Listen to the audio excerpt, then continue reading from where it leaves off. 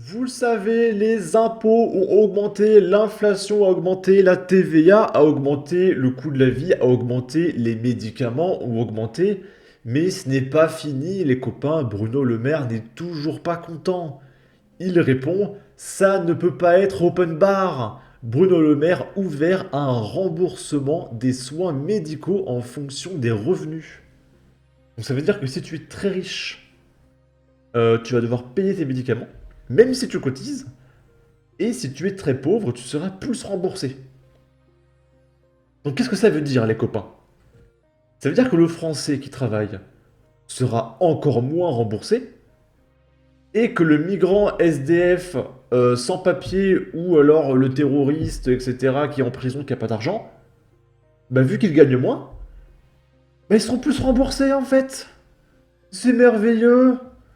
Tous ceux au RSA, ils seront encore plus remboursés. C'est trop bien, les copains. On va regarder ça. Et après, vous verrez, il y a un petit reportage de Bruno Le Maire. Et en vrai, moi, ça m'insupporte. Mon ophtalmo, je le paye plein pot. Mes lunettes, je les paye plein pot. Mon dentiste, je paye 30% du prix, ok. Le médecin généraliste, je paye 30% du prix. Je vais me faire retirer mes dents de sagesse bientôt. Je paye 400 balles. La sécurité sociale me rembourse un tiers. Je pensais que les dents de sagesse, c'était tellement normal. Et en plus, c'est une opération, on me charcle. Donc je pensais que j'étais remboursé, mais même pas. On est remboursé de rien. Je ne comprends pas dans ce pays où est-ce qu'on est remboursé de quoi que ce soit. Au grand maximum, on est remboursé partiellement.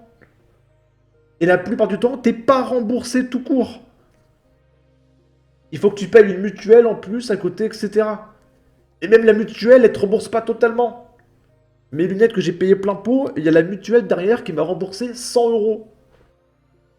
Et du coup, bah, j'ai payé genre 400. Je sais plus combien j'ai payé, faudrait que je regarde ma facture. Ils m'ont remboursé 50 euros par verre et la sécurité sociale m'a remboursé 9 centimes sur mes lunettes. Donc j'aimerais savoir, s'il vous plaît, quand je paye mes impôts et mon URSSAF, parce que je suis auto-entrepreneur, où va l'argent? Parce que si je suis pas remboursé, peut-être que j'ai plus envie de cotiser. S'il vous plaît.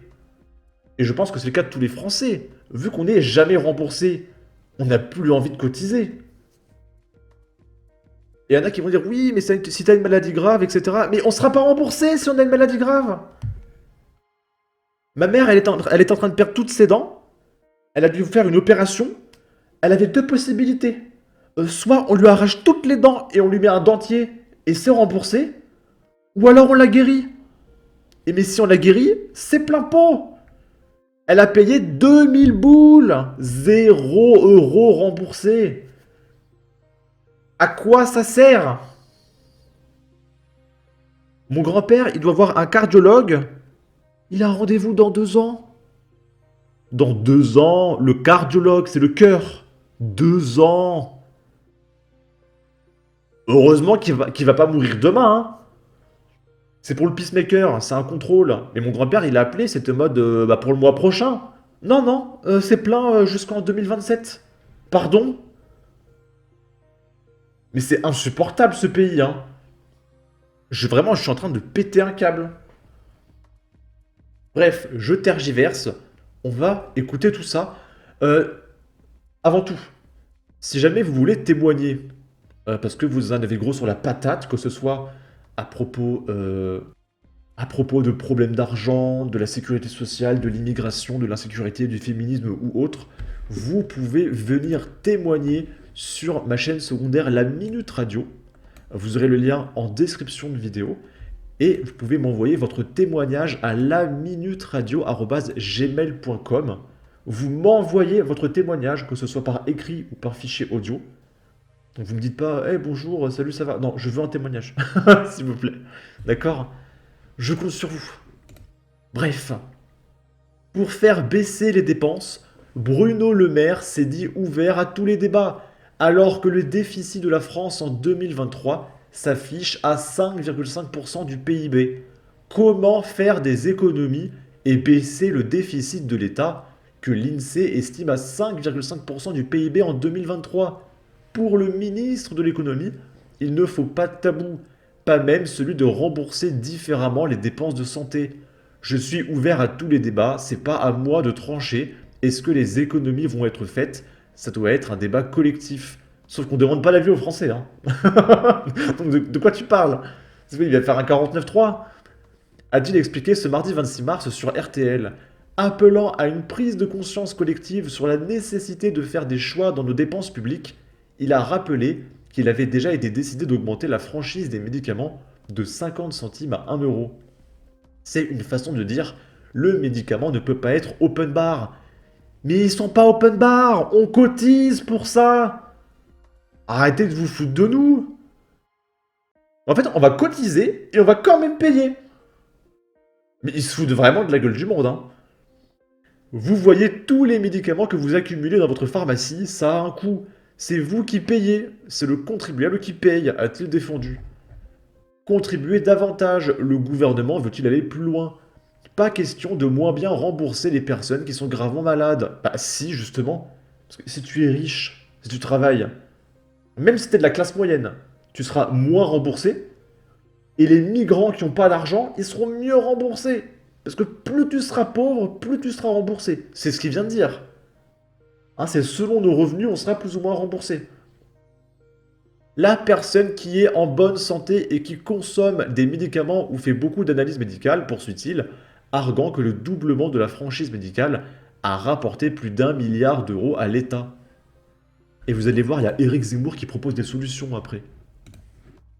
Et là, c'est la petite vidéo sur Bruno Le Maire. Vraiment, ce mec... De toute façon, tout le gouvernement Macron, j'en peux plus. Mais la deuxième chose, après la réduction des dépenses de l'État qui est indispensable, c'est une prise de conscience collective. Tout ne peut pas reposer que sur les dépenses de l'État. Dans votre livre, vous dites ça ne peut pas être open bar, c'est ça? Non, ça peut plus être open. Donc, ça ne peut pas reposer que sur les dépenses de l'État. L'État ne doit pas faire d'efforts. D'accord? Parce qu'ils vont quand même pas se priver des repas avec le roi Charles III, avec des statues en or, des lustres en cristaux, des couverts en argent, etc. Ils vont pas se priver quand même. C'est pas à l'État de faire des efforts, les copains. Bonne barre, bien entendu, mais sur toutes les dépenses. Mais ça veut dire quoi concrètement? Très concrètement, sur le médicament. Quand nous décidons d'augmenter la franchise de 50 centimes à 1 euro, c'est une façon de dire, mais désolé, le médicament, ça peut pas être open bar. Regardez tous les médicaments que vous accumulez dans votre pharmacie. Ça a un coût, c'est vous qui payez, c'est le contribuable qui paye. Est-ce qu'on peut imaginer des remboursements selon les revenus, par exemple? Je suis ouvert à tous les débats. C'est pas à moi de trancher comment est-ce que les économies vont être faites. Ça doit être un débat collectif. J'appelle à une prise de conscience collective sur la nécessité de faire des choix dans nos dépenses publiques, dans toutes les dépenses publiques. Donc quelqu'un qui gagne aujourd'hui 4 000 euros... Les dépenses sociales et les collectivités locales. Quelqu'un qui gagne aujourd'hui 4 000 euros pourrait se voir moins rembourser ses médicaments. Vous l'excluez pas, par exemple, ça? C'est ce que nous avons déjà décidé.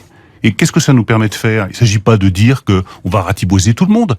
Il s'agit juste de mettre un principe de responsabilité et de choix dans la dépense publique. Si on estime ce que je crois, que les personnes qui sont gravement malades, il faut jamais les laisser tomber, il faut bien les soigner. Une personne qui a un cancer, elle ne doit pas en plus avoir un souci financier. Mais celle qui est en bonne santé, qui gagne bien sa vie, elle doit payer plus. La personne qui, elle, est en bonne santé et qui consomme des médicaments ou qui fait beaucoup d'analyses médicales, elle doit sans doute contribuer davantage. Et c'est ce que nous avons fait en passant la franchise sur les médicaments de 50 centimes à 1 euro. Ça rapporte plus d'1 milliard d'euros. C'est pas de la roupie de Sansonnet, c'est beaucoup d'argent. Ok. Et du coup, on va écouter Éric Zemmour qui propose des solutions. Donc, la vidéo fait 6 minutes. Mais là, j'en parle intégralement, je vous mettrai le lien en commentaire et en description. Là, on va juste regarder un extrait. On va regarder comment est dépensé l'argent des Français. Votre argent, les copains. Un exemple. Quand la Caisse des dépôts et consignations a célébré l'anniversaire de ses 200 ans, en 2016, elle a organisé une petite fête pour ses amis, technocrates, et elle a dépensé pour cette fête, vous êtes prêts, 2,6 millions d'euros. Parmi ces 2,6 millions d'euros, elle a acheté pour 700 000 euros de petits fours.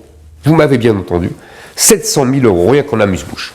Elle a offert les milliardises les plus chères au monde à ces chers technocrates qui les ont avalés par poignées entières. Ils se sont gavés de bouchées au saumon et au foie gras en buvant un champagne très haut de gamme. Et tout a été payé par vous, par l'argent de vos impôts, l'argent de votre travail. Bon appétit, messieurs, ô ministre intègre. Et à votre avis, des fêtes comme ça, il y en a combien par mois à l'échelle de toute la France? Et c'est pas tout, il y a plein d'exemples, hein. Je vous invite vraiment à regarder la vidéo. Ils ont mâché vos salaires et ils les ont digérés. La richesse créée par vous et par vous seul a été littéralement anéantie par leur tube digestif. Ah, si seulement vous aviez été invité à cet anniversaire, mais on n'invite pas les gens comme vous à l'anniversaire de la Caisse des dépôts et consignations. On n'invite pas les travailleurs, on n'invite pas les payeurs, on n'invite que les dépenseurs, qui ne se lâchent jamais d'entretenir leur obésité étatique. Et ce n'est pas fini, hélas, car ils vont bientôt vous expliquer que vous ne payez pas assez. Pour vous apprendre à vivre, il vous faut encore un impôt de plus, encore une taxe. Et quand ils sont de gauche, ils oseront même vous traiter de radin. Car le peuple est pingre, son nom est Harpagon, le peuple est mal éduqué, il n'a pas l'immense générosité du socialisme. On va donc rééduquer le peuple à coups de prélèvements obligatoires. L'État glouton va vous apprendre à maigrir. Voilà, chers amis, la loi du gaspillage. C'est merveilleux. Et pour en finir, on reste dans le domaine de la politique.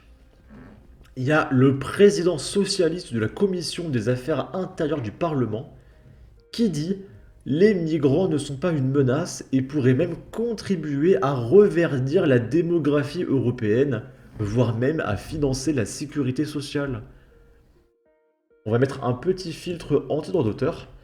Il y a les sous-titres en bas, parce qu'ils parlent anglais. Their needs. Migrants are not no threat. Migrants could actually help to regreen the European demographics, to sustain the European economic structure, to produce, even to finance the European social services, to social security. Voilà. Donc en gros, les migrants vont servir à financer la sécurité sociale. Alors, mais c'est fou d'être équipé d'un costume à 15 000 € et d'être autant à demeurer incompétent. Surtout qu'il est vieux. Normalement, quand t'es vieux, t'as l'expérience de la vie. T'es censé être plus intelligent, avoir plus de connaissances. Alors pourquoi ils sont si stupides? Il y a migrants et migrants. C'est-à-dire, le premier cas de migrant, c'est un mec, il vient d'un pays étranger, et il fait ses papiers, un visa, un passeport, il arrive en France, et son but c'est de travailler. Et il s'insère dans la société. Et lui, en effet, il va financer la sécurité sociale, les retraites, etc. L'autre migrant, c'est un mec, on est allé le chercher avec un bateau payé par l'État, par les gauchistes, et on va le ramener en France sans papier, et il va travailler pas cher, voire gratuitement, voire pas, et il va se mettre à dealer, parce qu'il a pas de thune, il a pas de papier, il a rien. Il va tuer des gens, il va rien financer. Et au contraire, vu qu'il va tuer des gens ou lui-même se blesser, c'est l'État qui va payer pour aller les soigner, pour s'occuper des frais de morgue, de justice, etc. Ça, on n'en veut pas. C'est insupportable. On ne veut pas de ces gens-là que les gauchistes ramènent en bateau. Eux, ils ne servent à rien. L'intérêt est nul. Il n'est même pas nul, il est négatif. Ça paraît tellement évident, je suis désolé, hein. La Minute Info a un excellent youtubeur qui répond « J'en peux plus des bourgeois qui sont dans une autre galaxie. Il vit où? Où sont scolarisés ces enfants? Voici les bonnes questions. Le boomer typique qui veut juste des esclaves pour financer sa fin de vie. Et après lui le déluge. Un socialiste caviar qui ne veut pas remettre en cause le socialisme. Faux, d'après une étude hollandaise, un migrant extra-européen ne rapporte pas d'argent à l'État. Pire, il coûte 600 000 € sur sa vie. C'est un taré celui-là. Une expertise psychiatrique pour le coup ne serait pas de trop. Bref, en tout cas, n'hésitez pas à donner votre avis, votre opinion, à partager, liker, commenter, ça aidera au référencement de la vidéo sur YouTube. Abonnez-vous, suivez-moi sur Twitter. Et à la prochaine pour de futures vidéos. Ciao!